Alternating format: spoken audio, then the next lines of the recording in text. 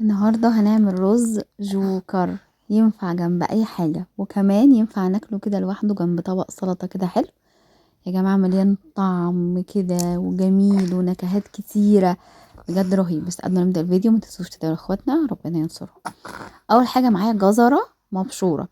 بصوا كل المكونات اللي انا هقولها يا ريت ما تستغنوش عن ولا مكون فيهم، لان كلهم حلوين جدا مع بعض. هبشر كده جزرايه كده حلوه كده، جزر كتير جدا في السوق اليومين دول، طبعا مفيد جدا، فضروري جدا ان احنا نحطه. بعد ما هنبشر الجزر في اي ناحيه، اي خانه، اي حاجه، لو هتحطيهم في الكبه تمام يعني. بس الجزر بس، انا الفلفل الالوان هستخدم الاصفر.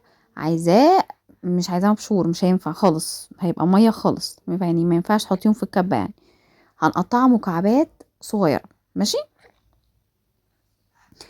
ضروري جدا نستخدم الاصفر لانه هيديله طعم جميل جدا. ممكن كمان تحطوا احمر عادي مع الاصفر براحتكم، بس ما تستغنوش عن الاصفر.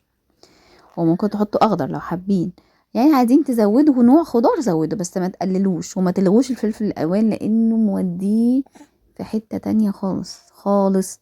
فضروري جدا تستخدموه. تمام تمام. اخر نوع خضار معايا هو طبعا البصل. اجيب كده بصلايه، عارفه ان البصل غالي والله، بس يعني هنعمل ايه؟ طيب مش هناكل. هنقطع كده بصله كده حلوه وسط كده مثلا، برضو مكعبات صغيره وبس. كده احنا خلصنا، او كده احنا يعني مش خلصنا، جاهزين ان احنا نبدا بقى على الايه، على البوتاجاز على طول. حله بقى حلوه كده، حطي فيها زيت، الزيت يسخن، نزلي التوابل تاخد لون، تاخد لون ايه، تطلع الريحه بتاعتها. ماشي. انا حطيت ليمون، ليمون ناشف، وحطيت عود قرفة، وحطيت قرنفل، وهحط حبهان في الاخر يعني، بس انا نسيته. لو كنت فاكرة كنت هحطه في الاول كده مع بقية التوابل. تمام تمام. هنقلب. اول حاجة بنزل بيها البصل مع التوابل اللي احنا حاطينها دي عشان تطلع ايه، نكهتها كده وتبقى حلوة جدا. حط البصل وبعدين هنزل بالفلفل الالوان، نقلب كده كويس جدا،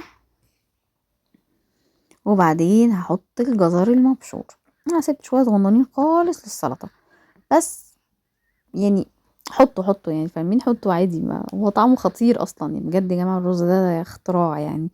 انا اصلا كنت قاعده اللي هو اعمل رز ايه، اعمل الفت وانا قاعده. المهم حط بقى فلفل اسود، وحطيت دلوقتي اول حبهان، نسيت كنت نسيه خالص. المهم يعني نقلب كويس قوي. طبعا هنحط الملح بتاعنا، والميه كانت بتغلي خلاص، غليت ميه للرز. انا ما بعملش رز من غير ما اغليله الميه لازم.